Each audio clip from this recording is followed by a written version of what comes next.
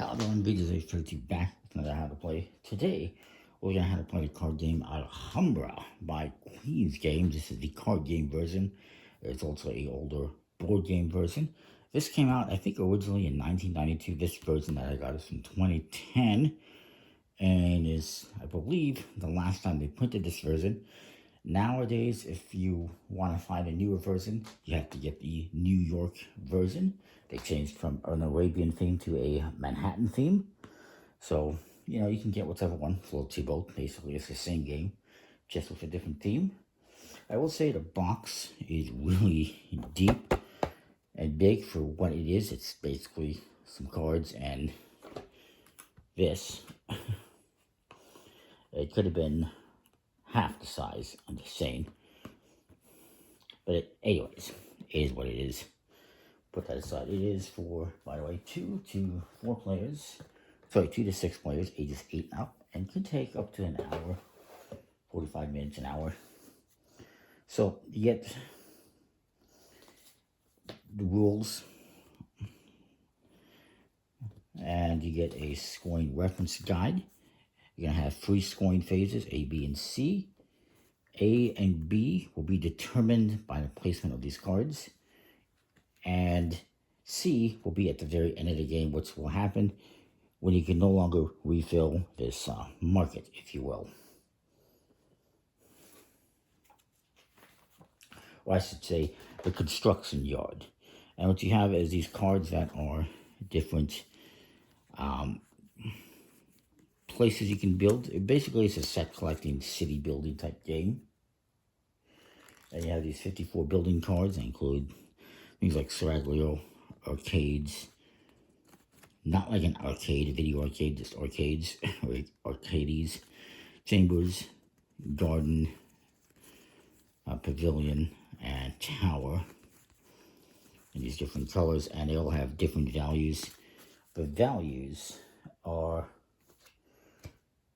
indicated somewhere. I saw. I don't remember where I saw the values, but I know they're indicated somewhere. Oh yeah, right here at the front of the damn page. It tells you how many there are of each color and the value, the price of each one. The tower one is the most expensive and also has the most. Alongside the garden, the cheapest is a pavilion and the Seraglio, but there's also the least of those. Arcades and chambers are in the middle.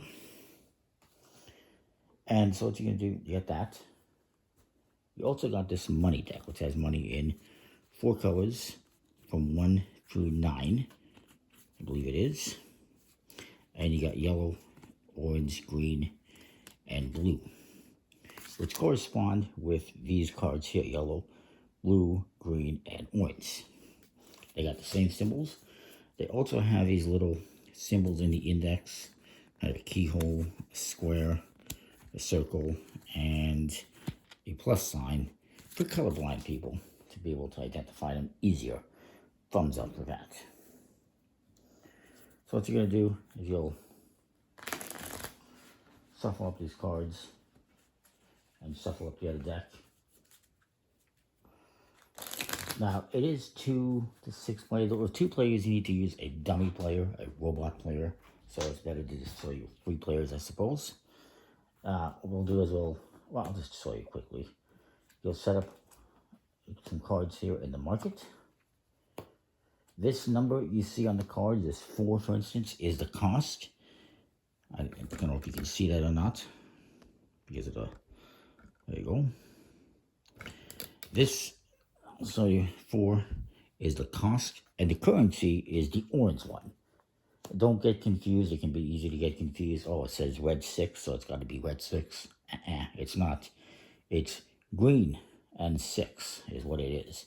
This is the cost, the number on the card, and the currency is whatever is in front of it. Try not to get the colors confused. On top of that, you're going to play, well, actually, first you're going to do is, you're going to deal out cards to players until you get to 20. 4, 5, 7, 13, and 20. And I'll say this is first player,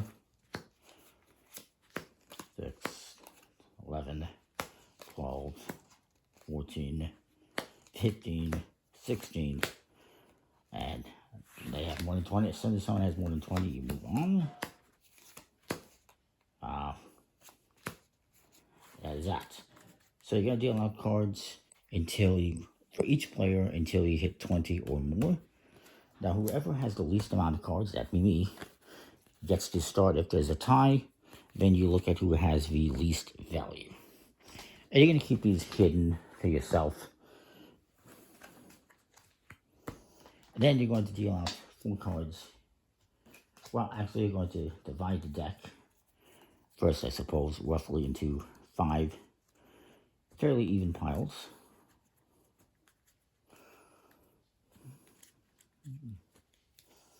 That wasn't the most even, but it is what it is. And you're going to take the A scoring, you're going to put it into pile 2 and mix it in there. And then B into pile 4.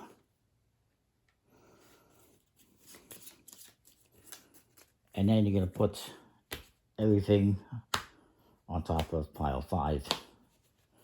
So you got 1, 2, 3, 4, 5.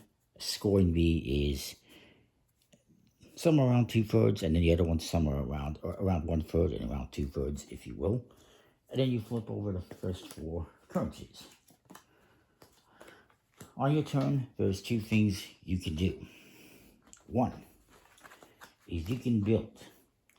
You can pay whatever it says and buy a card, a building.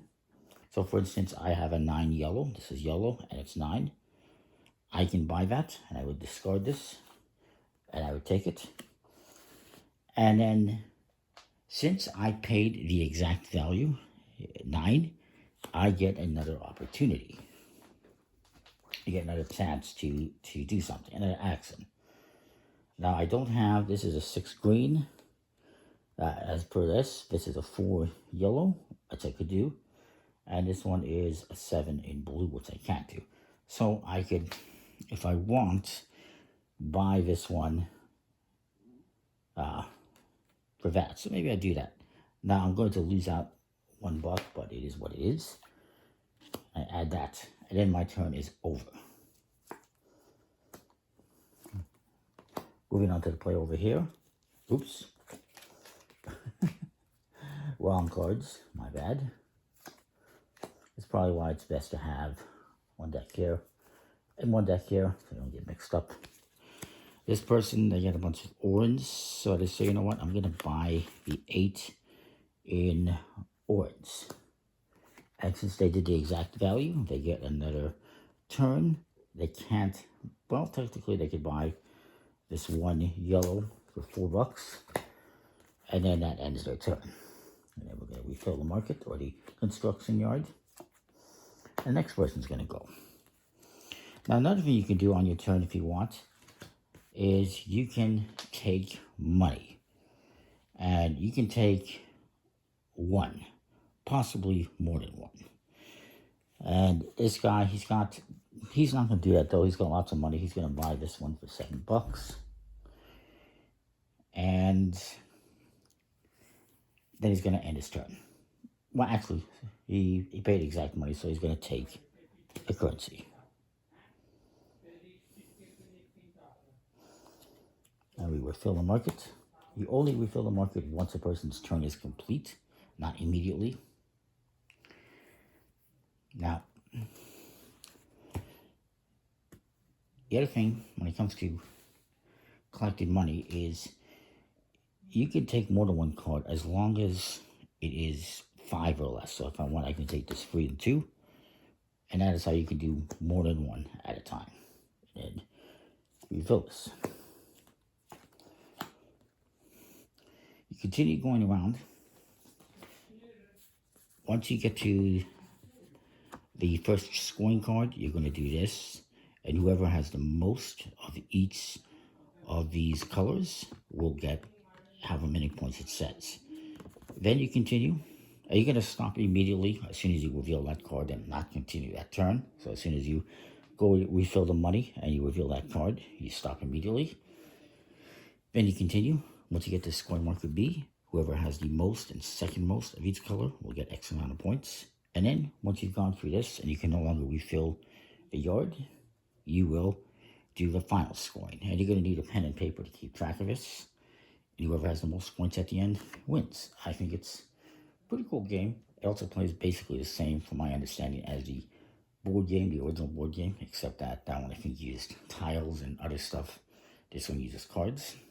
And yeah, I do think the box could have been half the size it is. I think the card quality could have been a little bit better. They're a little bit clumpy, if you will. They stick together a little bit. They don't slide as nice as I would like, but it's not bad. And everything else, there's not much else, so it's fine. It's pretty simple, straightforward. Hopefully that makes sense. If there happens to be a tie at the end, in terms of scoring,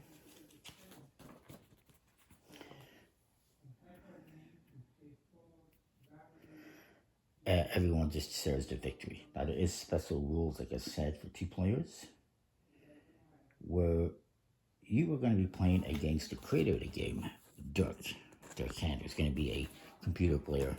But yeah, that's the game, more or less. Pretty nice artwork for what it is. You can see, hopefully. And yeah, it's not bad. Comment, like, subscribe, and what you think. We'll see you next time. More thanks for watching.